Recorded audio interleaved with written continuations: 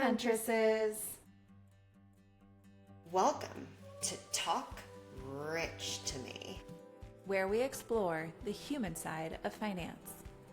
We're your co-hosts, Stephanie Gutman and Yesenia Rhodes, co-founders of Huntress Wealth. Hi Huntresses, it's Yesenia. This episode is the series finale on motherhood, money, and choices. The series has included stories from women on choosing single motherhood through embryo adoption, the choice to have a full house, and choosing a life without kids. To conclude the series, Stephanie sits down with Eryn Schultz, a financial advisor who specializes in planning for parenthood. They will break down the actual cost of parenthood, from IVF and childcare to college savings and career trade-offs. Let's get into it. I'm so happy to welcome Eryn with her personal finance. Today, she is a CFP and she is based here in Austin, Texas, and we'll be chatting about the cost of motherhood and the different choices involved in that. And this is the last part of our series on the choices of motherhood and the different costs that we will see. So we've heard from, three different huntresses and their different scenarios, and we're excited to talk about actual numbers and realities kind of in a broader picture today with Eryn. Thank you for being here. Thank you so much for having me. And I love seeing other women and Women Plus in Austin trying to help more women take charge of their financial futures. Yes, we're in it together. And I will just say for everyone before we dive into stuff that, we are based in Austin and we talk with people from all over, but a lot of our numbers are informed by people in large cities, right? So again, we're not going to be shy about saying numbers today, but costs may vary.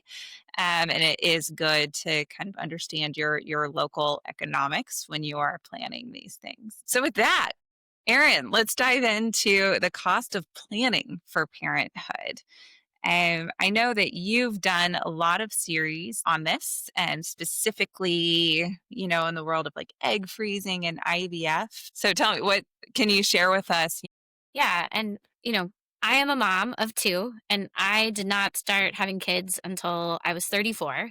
And I know that when I was planning for kids, because I was starting around that 35 mark, and I laugh, they make you wear like this scarlet letter when you have kids after 35 that says advanced maternal age. You're like, what does that even mean?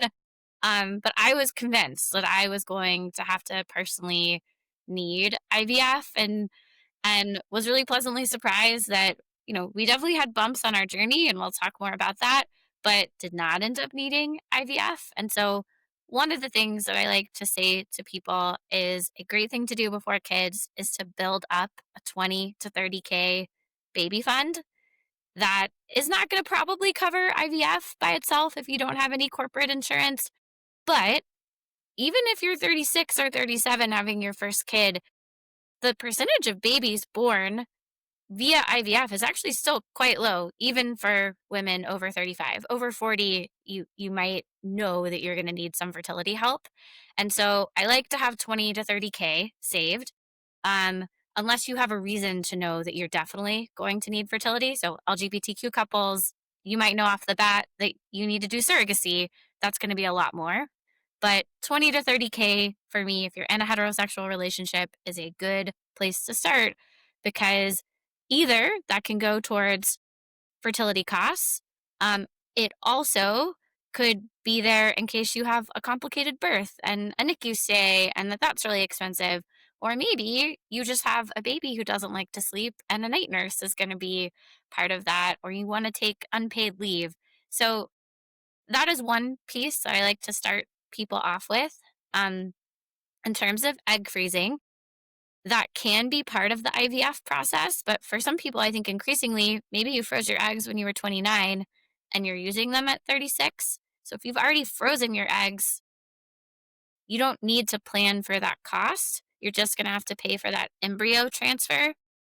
What you pay will really depend on where you live, but something like 15 to 30K per cycle is probably what to budget for. And for egg freezing, really depends on if you have corporate insurance coverage or not. But I generally see 6 to 20K.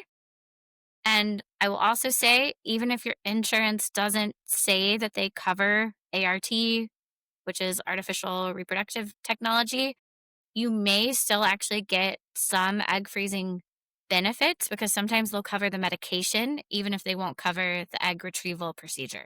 And another big thing to that is before you start trying, really pay attention during open enrollment.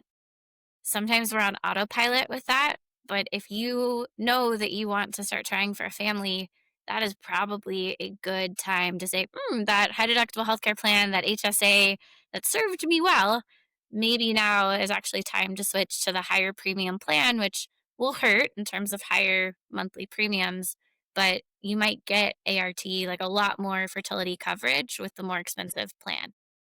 Yeah. And it certainly, maybe you can switch back to the high deductible plan later, but really thinking about in those, we'll go with the question mark years, right? Where you really don't know what your journey is going to be, like having that extra coverage is good. Right. And it helps if you have a baby too. Um, Yeah. the difference between a high deductible plan and the gold plan at your company could be $5,000 to $10,000 in out of pocket costs. And that's not always the case. I've actually seen places where even on the higher deductible plan, you still have very minimal out of pocket costs with pregnancy and even fertility. So you really need to know the specifics of your policy. And if you are partnered, does it make sense to have both of you on your partner's policy? Because you're probably almost certainly going to hit your deductible in the year that you're doing fertility or you're trying to get pregnant. Yeah. That's on your partner's policy or on yours, but consolidating is helpful for hitting those like family out of pocket max numbers. Yes, Yeah. for sure. I was just talking with a woman who is considering taking a new job. She's going through the interview process and she's, entering like family planning is like in her life side of a very soon milestone. And she was asking me like, when should I ask about these like coverage when interviewing?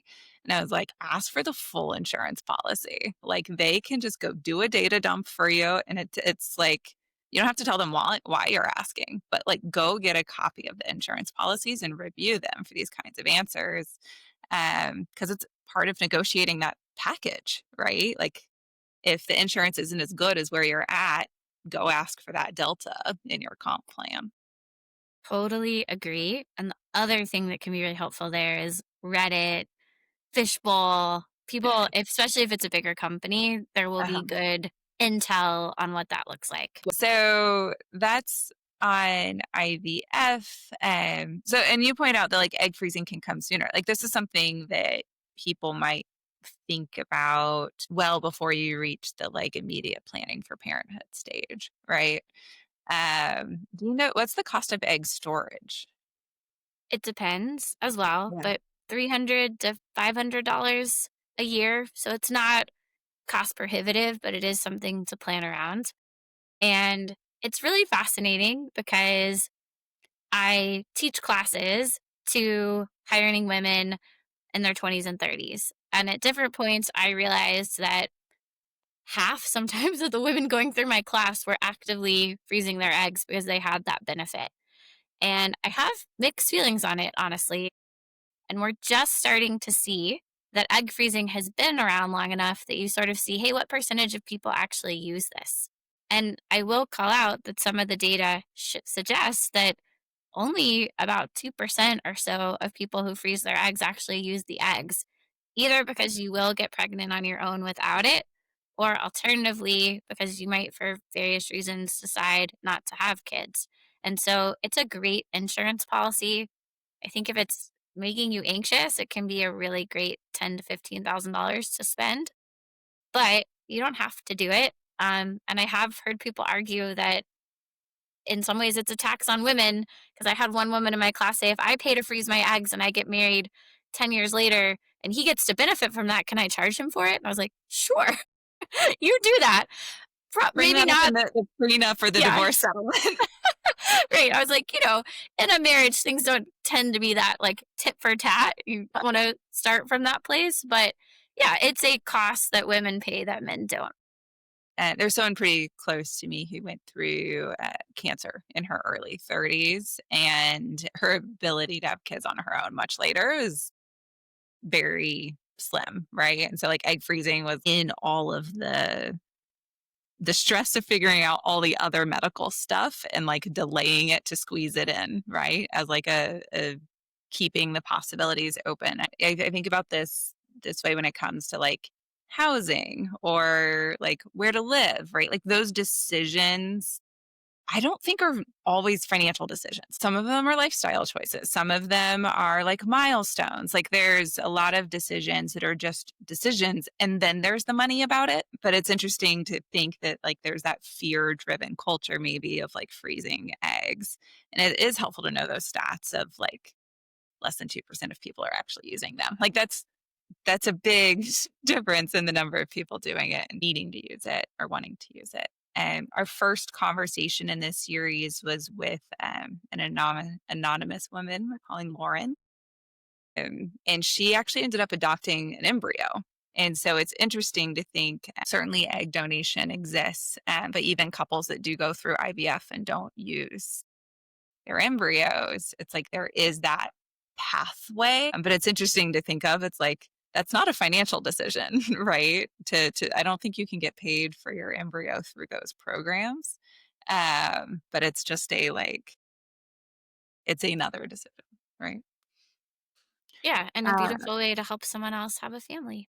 Honestly, I love her story that, she was just approaching 40 and life hadn't taken all the turns that she had originally planned, but she knew she wanted a kid. And so she went and adopted. Wow. Lots of different paths to becoming a parent too, to anyone out there who's listening and feeling stressed. Yeah. So the one we haven't talked about that I'm curious, do you know anything about surrogacy and costs in that realm? Yes, I'll say that these are anecdotal, but I actually have had several people close to me who have gone through that experience.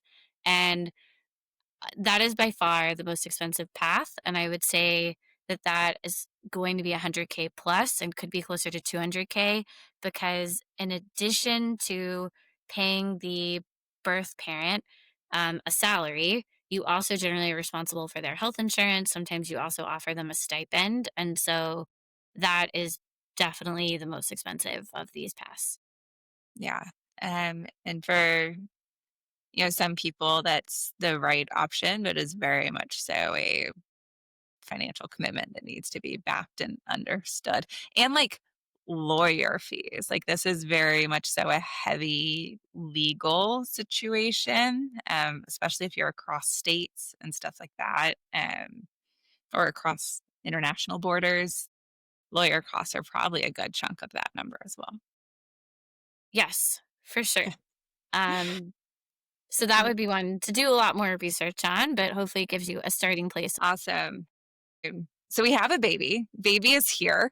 Let's move into like what it costs to actually have a baby. And I love that you've done a lot of, and you just have a lot of information on this generally, but you've put together like a bunch of analysis on like cost per kid, but even cost per like incremental kid. So I guess first let's start with like the direct costs. What can someone expect in the realm of childcare? Yeah. So, first of all, let me say that the USDA tracks this data. And it's interesting because the big buckets they look at are childcare, housing, transportation, clothing, miscellaneous, and food. And it's interesting because childcare is one that is really obvious. And I think it's talked a lot about as like this specific line item. And when they do that data, they break it out based on income as well, because probably not a surprise, but people who are higher income actually spend more than people who are lower income on these numbers. And so just looking at childcare, and I think that these averages, the most common form of childcare in the United States is center based daycare. So that's a lot of what they're looking at here.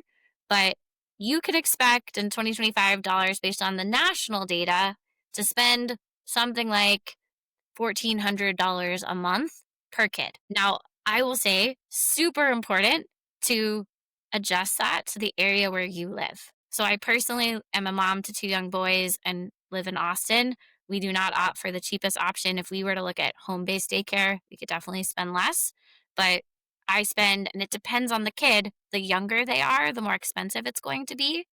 So about $1,800 for my younger son, who's 18 months about, and about $1,350 or so for my older son, who's 3. Now, I work a lot with clients who are in Boston, and there in Boston proper, infant care can be $4,000 a month. If you want to opt for different types of childcare, so generally the cheapest is going to be an au pair. And the reason for that is that you're covering their housing, you're often providing transportation to them as well. So those costs can be quite low, like less than $1,000 a month, but you're paying for it with higher housing costs. I was going to say, if you have the room, right? Right, which is a luxury. And then the other option, which is obviously also more expensive, is going to be nanny. And something people often forget about with nanny is that if you want to do it the right way and do it on the books, then you also have to become a household employer and cover payroll taxes for your nanny, which is basically you paying the half of Social Security and Medicare. I always forget the percentage, but it's something like 6%. That is, what your employer, if you have a W-2 corporate job, is paying into Social Security and Medicare for you. And sometimes with agencies, you also are covering things like paid time off or even healthcare and things like that, right? Yes, for sure. So there's lots of additional costs to having a nanny. And I'll say personally, I thought before I had kids that like nanny was purely a financial decision. I thought nanny is obviously higher quality. Daycare is worse quality. So if you can afford it, you obviously do nanny.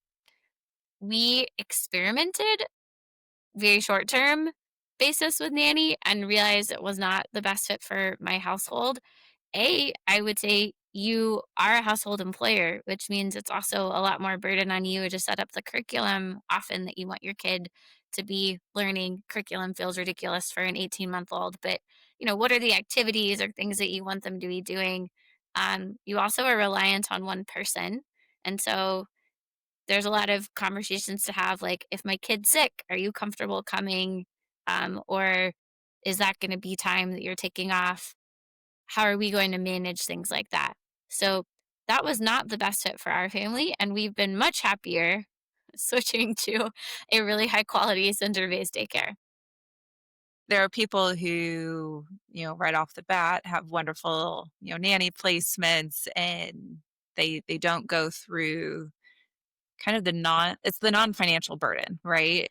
If you are not used to managing employees, you are now choosing to manage an employee. You have to be able to have those conversations that are the hiring, firing, compensation kinds of conversations, giving feedback on a regular basis. There's that certainty, like nanny turnover for whatever reason. If they're moving or switching careers or whatever, it's not even just a family fit question. You have to go through that search process again. Certainly you have new teachers in daycare every year, but there is that stability. It's not like nannies are a complete wild card, but it's just like an extra thing to kind of be aware of and compensate for when you're like talking with your partner, if you have one, about like who is doing this work, because I think this can become part of that like invisible mental load. It's like, who is managing the nanny, right?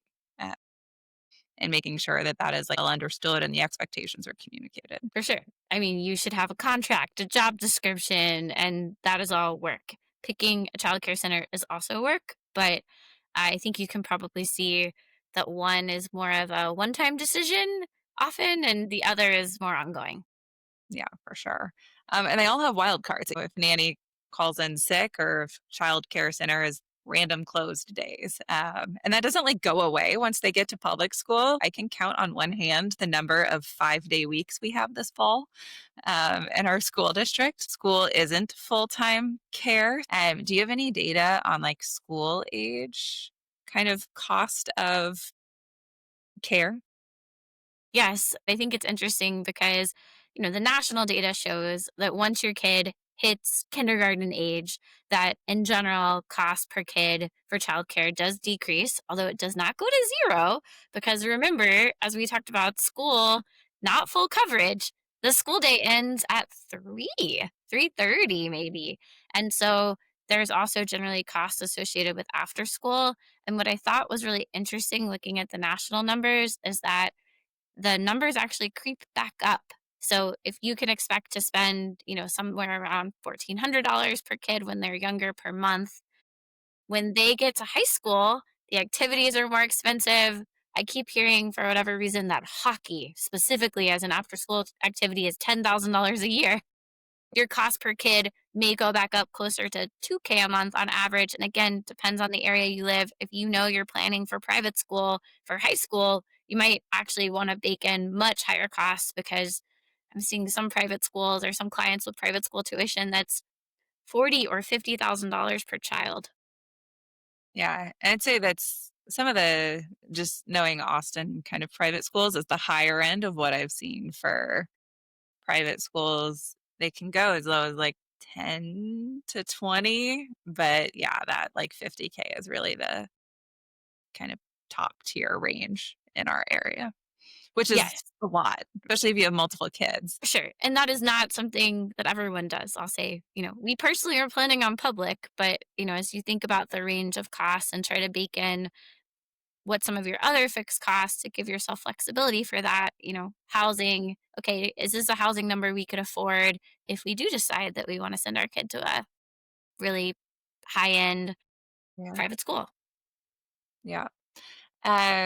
So with the USDA data, was there any other like large buckets that stuck out besides childcare before we get into, college savings and housing types of decisions? So those are the big ones. I think transportation is interesting because I'll say if you are thinking about going from 2 to 3 kids or even from 1 to 2, maybe you're a 1 car household now, and that's just not going to be possible with 2 or 3 kids. So I think that those are things to just be thoughtful about, because if you do have 2 kids with 2 different after school schedules or they're not in school at the same time, it might also be required that you have 2 car payments. And I think the average car payment today is actually averaging over $700 a month, which blows my mind a little bit. But Yeah. that is something also to be thoughtful about. And again, as you have older kids and they have more activities and maybe they themselves want a car, to just bake in. Yeah. There's one other kind of direct cost I want to talk about before we get into some of the indirect costs. So, college savings. College isn't something that happens until your child is probably 18ish. Um, and not every child will go to college. So, with those like blanket caveats in place, how should families think about college savings really, starting at that toddler age or baby age? Like how do you think people should start to kind of circle around an amount and then, start doing that savings plan? I know we're talking about a lot of high costs. So I don't want anyone to listen to this and just be like, oh my gosh, I give up. I'm not having kids. And so I want to caveat and say saving for college, to me, very much so, is a nice to have, not a need to have. And you can get a scholarship for your kids' college. There's also a lot of questions, I think, about what college costs will be in the future. I think there's a lot of downward pressure actually for college to become more reasonable. But at current costs, if you want to save for your 0 to 2 year old to be able to go to college in the future, that is probably going to be something like $600 per month for public school. If you want to do private, that's going to be closer to $1,200 a month. And I'll actually say I generally recommend that people put the public amount into a 529. And if you want to save on top of that, that you put those savings in a different bucket. For example, maybe that goes into a taxable brokerage account. Yes, that will decrease your ability to get financial aid. But if you're able to save $1,200 a month per kid, you're probably not qualifying for financial aid anyway. And so that to me is a good way to hedge, because if your kid doesn't need the cost of 4-year private education, you will pay taxes and penalties to get additional money out of a 529 that's not going to qualified higher education. Yeah, I believe it was one of um, your materials that I had learned more about kind of thinking of even like Roth IRAs as another potential source, because isn't college an allowed use without penalties? Yes, it is a qualified distribution reason, and Roth IRAs can be a great way to pay for college. The challenge there is that what happens first? Your kid goes to college or your retirement? Yeah.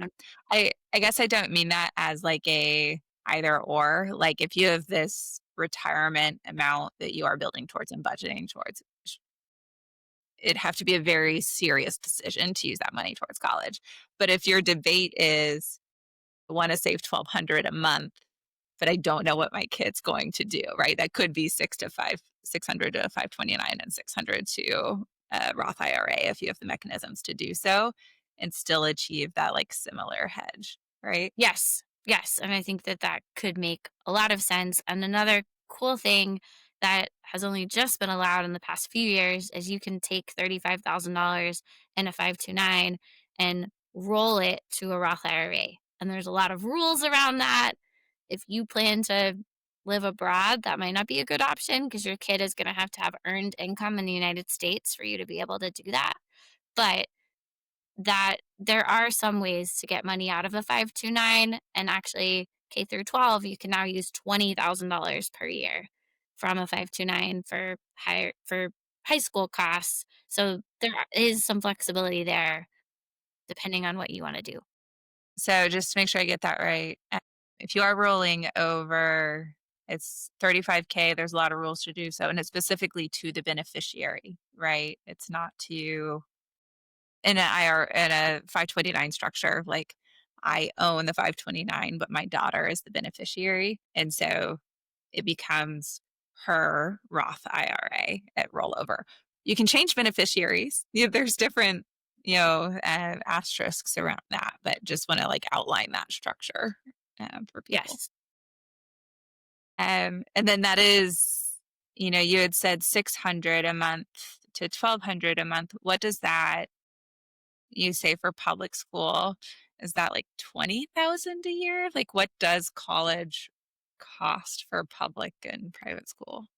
Yeah, so today the numbers are about 25K a year for a public 4-year school, and that includes room and board. And again, you can go a little more granular on that. It's going to be cheaper in Texas today than it is in California. The real question mark for me is what are education costs going to increase at into the future? Because they've been increasing at like 6.8% a year, depending on what data set you look at. And I know for me, as somebody who had student loans, I'm not going to let my kids pay, 125, 150K a year for a degree unless there's a really good return on it. And it depends on what they want to study. But so I think the question is what the cost will be in 18 years, I think is still a little bit unknown. And the other thing that will affect it is that the one big beautiful bill is actually capping how much individuals can borrow for professional degree programs and also how much Parent Plus loans people can take.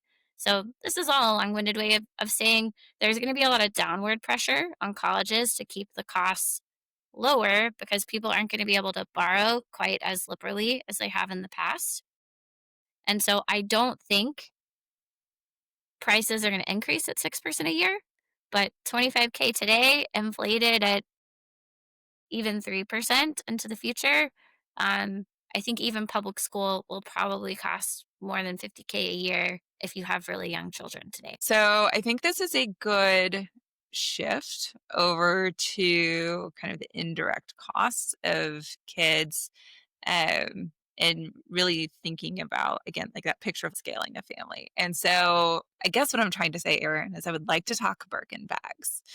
Uh, so Eryn has put out this article, is the third child the new Birkin bag? I'll let you share. What is the conclusion of the article? Is the third child the Birkin bag, the new Birkin bag?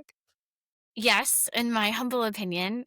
And I think the reason for it is it kind of blew my mind that you can buy a low-end Birkin. If you're not familiar, this is sort of the Hermes flagship bag. And you can't even buy these on the open market. Like you can't walk into an Hermes and just say, I want one. They only create a small number of bags a year to create this sort of exclusivity. And it used to be that that was, if you had one, a way that people could see, oh, you have money. Mm-hmm. But you can buy a cheap Birkin today for $11,000. I was like, what is cheap? Okay, 11,000 is a cheap Birkin. Right. Third kid, childcare is, as we've said, going to be probably $15,000 to $16,000 a year on the cheap side. I see a lot of people spending $25K. Yeah. And so if someone is able to afford a third kid, take childcare costs, multiply by 3, as I've modeled it in most high cost of living areas, that's probably $80K a year. So, and that's not $80K once, that's $80K times 18. And so if you can afford a third kid, you are in a much bigger way than owning a Birkin saying, hey, I make some money, guys. So what goes into that? How did you run this math? What do you think about? Yeah, so I think that the big things, childcare is the big one. I think the one after that is obviously housing costs. And this one is really tough because it really depends on when you bought a house. If you have a 3% or lower interest rate, you probably can own $1.1 million. I know that is way above median in the United States for average cost of a home. But if you are living somewhere where cost per square foot is over $500, which is pretty common in a lot of higher cost of living areas in the United States, a $1.1 million home is still probably costing you $33K a year. And that's not for a huge house. I think that the numbers I used were something like 1,500 square feet. And so, if you want to have a third kid, probably nice to have an extra 300 square feet, which at $500 or so per square foot, even at a 3% interest rate, is going to pretty dramatically increase your housing costs. And so if you want to be able to drive 2 cars that have a car payment, and if you have one paid off car, maybe you replace one of those car payments with student loans, pay for groceries, save for college, go on vacation, and have some miscellaneous spending and save for retirement, which to me is a non-negotiable. Maybe you decrease savings in the years you have really young kids, but you probably can't have it be zero the whole time you have kids at home and still be able to comfortably retire one day.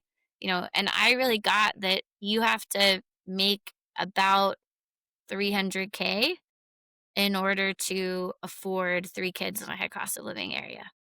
Yeah, I was going to say that caveat of a high cost of living area is very important, because even when you look inside of these cities, like as soon as you get out of the city limits, you can still have proximity to the job market and get much lower housing. Some of this, is privilege and choice and access, right?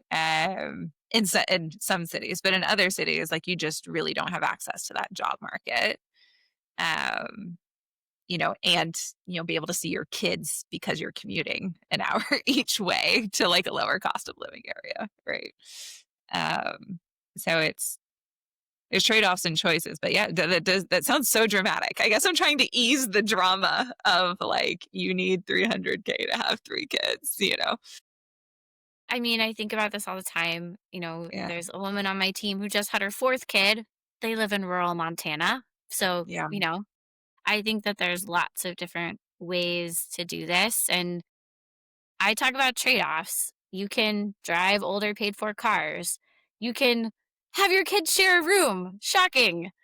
My kids do. That's a choice that we've made so that we can live in a more expensive neighborhood and be walkable to their school. I think there's lots of ways to make it work. And there's also growing your income, which, it's sort of saying, hey, what are the trade-offs that I'm willing to make? Um, Maybe you don't want to travel that much when you have young children. I know a lot of people think that traveling with young kids is their idea of hell. So I think there's lots of different ways that you can make the math work.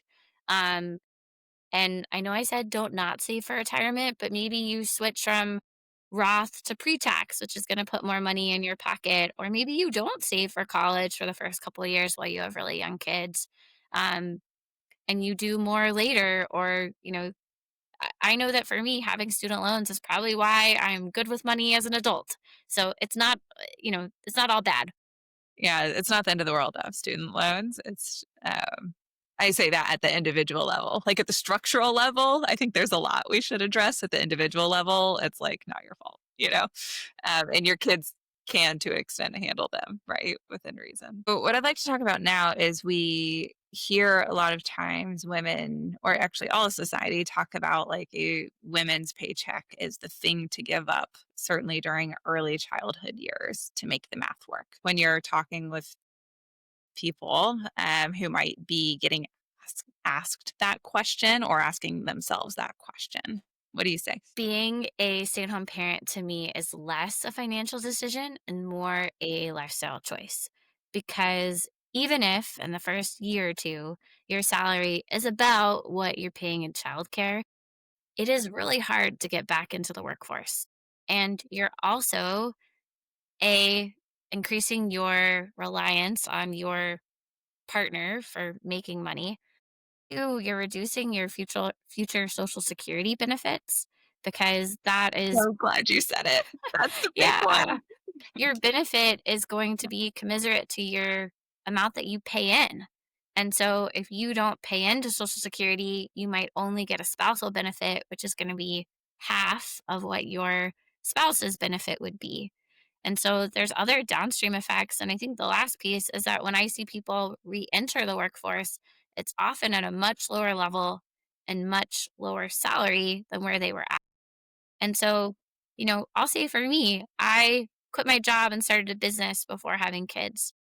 I was definitely not leaning in the years that I had two babies. I took two unpaid maternity leaves and did not try to really hit the gas in terms of growing my business as much as I could. But I was still out there. I was still building something. And now that I'm back and I have two kids who are a little bit older and I want to lean in a little bit more, which really means like getting close to 40 hours a week of work. It's not 60 hours, but I am able to build on what I was building in those 2 years where I really did spend a lot of time with my kids. And on the days they were sick, I was able to take off and be with them, and bug off at 3, especially in the summers, not work Fridays. And so I think that there's a lot of ways that you can stay in it and still make money.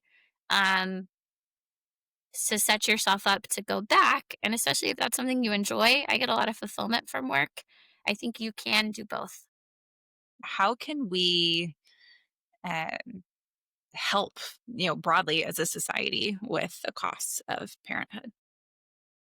There's so many things. And I know you and I are very aligned in how we think about this. And I'm a big advocate for having some sort of subsidized childcare. When I talk to folks who are in Europe, I mean, the costs are ridiculously different. And I think that that is the number one challenge for women wanting to have kids, and families wanting to have kids. But I'll say the other one, and this is near and dear to my heart, because as I said, I have a member of my team who just went out on parental leave, is the lack of paid parental leave. Because I think that the Social Security, the long-term planning is really important. But most people, when they're thinking about having a kid, the thing that's stopping them a lot of times is the really near term of like, hey, I'm going to have a kid. I don't get paid leave. And so I can't afford to take 3 months off from work, or even 6 weeks off from work. And so if you're a small business owner or you work for a small business, companies less than 50 employees don't have to provide any family medical leave or any paid leave, and only 24% of civilian workers actually have paid leave today. Some people have it from their state or they have short term disability. That's actually something we should have said before. Sometimes people don't realize short term disability is your paid maternity leave. So take it, like sign up during open enrollment. Don't skip that box.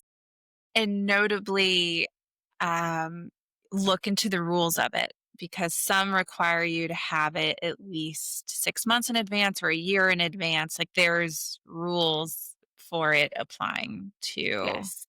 postpartum or not. Well, pregnancy is a pre existing condition. So you cannot sign up for short term disability if you are already pregnant. Like that is undeniable. So there's lots of things to think about there. But I think that extending paid parental leave to everyone, because I haven't looked at the data, but I would be curious to see if birth rates are slightly higher in the 13 states that offer paid parental leave. And maybe not, because there's lots that goes into it, and those tend to be higher cost of living areas where people might look at these childcare costs and say, oh man. But I think paid parental leave is a big part of it as well. Yeah, we should definitely go get those stats. Um, I guess I will put out, there's a group called Chamber of Mothers that does a lot of advocating for um, paid parental leave, for childcare subsidies. They have a lot of data and like structural ideas and policies that they're advocating for. So if you're wanting to like go put some oomph behind this, Chamber of Mothers is a good organization to check out. No affiliation with them. I just really appreciate them. And I think that, so you talk about, you are a small business owner, right? And you have staff, you have, a member of your team that just went out on maternity. What have you decided to do when you're not required to do anything? What have you decided to do? Yes. So I offered her 2 weeks paid and then 2 weeks part time.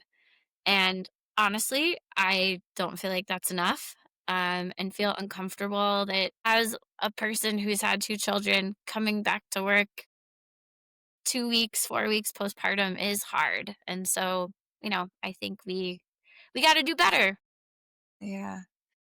There's I think that's one of the big arguments about not making it a requirement, right? And is the, small business can't afford it. And that's where you get into like more of the social net style of like the government is paying for it and every company is paying in to a degree to help support that.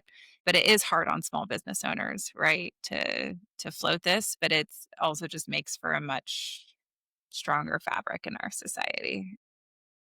So it's something I think we can advocate for at the individual level. And it's something I recommend people bring up, with your employer. If you are feeling very confident about going into a job, even if you like don't plan on having kids, it is super helpful if you just ask, hey, what are your leave policies? Like if you are showing that like we as a workforce care about leave policies, and like you can even do the asterisk of like, I don't plan to use them. Like, you don't need to offer them that information, but if it makes you feel better, like, I don't plan to use them, but it matters to me that this is in place. Collective asking is how you kind of make these norms, in small business and in large.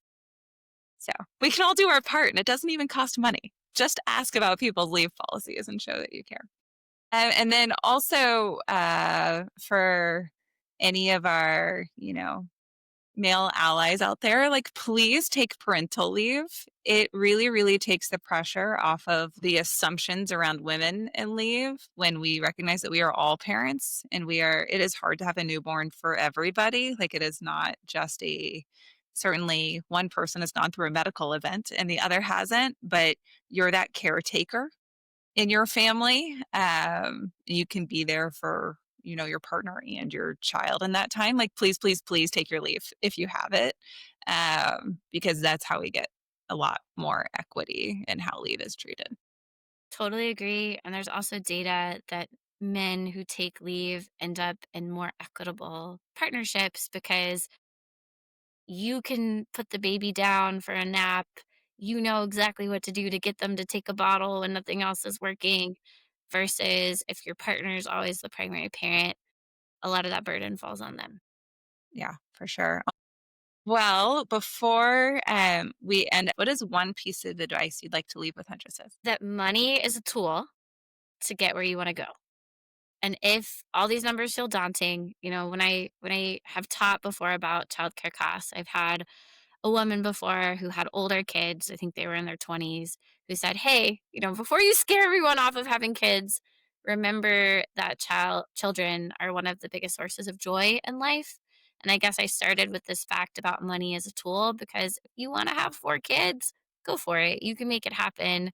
And there's just some trade-offs or choices that you might have to make, including growing your income potentially. It might be the easiest and fastest path.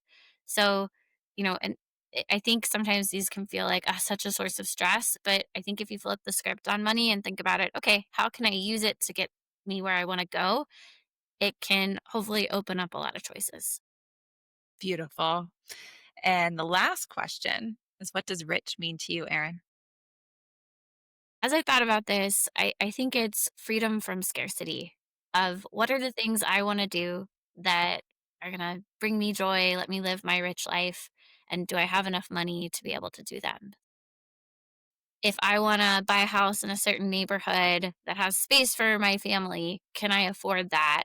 And it might not be the dream house. Maybe it's not new construction, or, doesn't have the ideal bathroom situation, but like, is it going to enable me to do what I want to do? Can I take the vacations that I want to? Can I take off the time that I want to spend with my family?